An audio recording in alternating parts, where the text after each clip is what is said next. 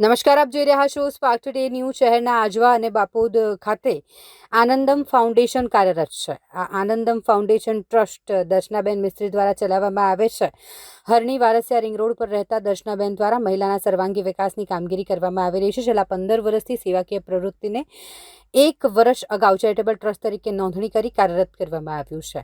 આનંદમ foundation ટ્રસ્ટે 10,000 મહિલાને કલા શીખવી પગભર કરી છે.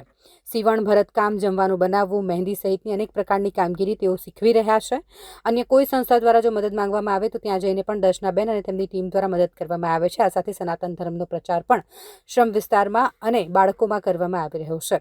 આગામી સમયમાં શહેર જિલ્લાથી આગળ નીકળી સમગ્ર ગુજરાતમાં બહેનોના વિકાસ માટે અને તેમને પગભર કરવા માટે કામગીરી કરવાની તેઓની ઈચ્છા છે.